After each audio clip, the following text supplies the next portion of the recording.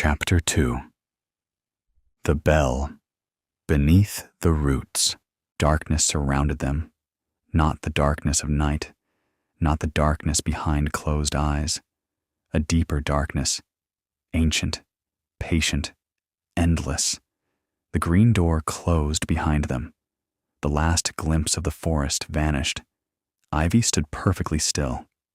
Her bright eyes searched the shadow ahead. Beside her, Mochi floated quietly. The yellow flower atop her head glowed softly. Its golden light spread across the tunnel, just enough to reveal the path. The passage stretched far beneath the earth. Stone walls curved overhead. Roots pushed through cracks in the ceiling like fingers reaching downward. Tiny droplets of water clung to the roots. Each drop reflected Mochi's glow, like hundreds of tiny stars trapped underground. The deeper they traveled, the stranger the tunnel became. The silence was different here. It no longer felt empty. It felt full, as though countless sounds were hiding just beyond hearing, waiting, listening, remembering.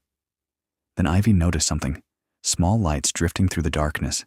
Dozens of them, perhaps hundreds, tiny glowing spheres floating gently through the tunnel, like fireflies moving underwater. One drifted close, very close. Ivy carefully reached out her paw. The glowing sphere touched her fur, and suddenly, a memory appeared, a child laughing, a wooden swing moving beneath the summer sky, warm sunlight, joy. Then it vanished. The tunnel returned, silent once more. The glowing sphere slowly faded, as if the memory had been released. Ivy stared after it. The laughter had felt real, too real. More glowing spheres floated past, each carrying something unseen. A distant melody, a whisper, a goodbye, a promise. Fragments of sounds long forgotten. Mochi watched them drift through the darkness. The flower on her head shimmered brighter. The lights seemed drawn toward her, orbiting gently around her small floating form, as though they recognized her. The tunnel widened. The ceiling rose higher, and ahead, something enormous emerged from the shadows, an ancient tree root, thicker than any tree Ivy had ever seen. It stretched through the underground world like a living bridge. Its surface was covered in thousands of tiny silver bells, large bells, small bells, broken bells, rusting bells, each hanging motionless, each completely silent.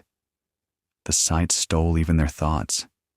The bells covered the route for as far as the eye could see, a forest of silence beneath the forest above. Then Mochi's flower began glowing brighter than ever before. Golden light spread across the bells, one by one. The bells shimmered, tiny reflections danced across their surfaces, and somewhere among them, a single bell moved, very gently, almost unnoticed. The bell rang. Once, a clear note echoed through the darkness, the first true sound either of them had heard all day. Beautiful, lonely, ancient. The note traveled through the underground world, far beyond the tunnel, far beyond the bells, far beyond sight, and deep in the darkness ahead. Something awakened.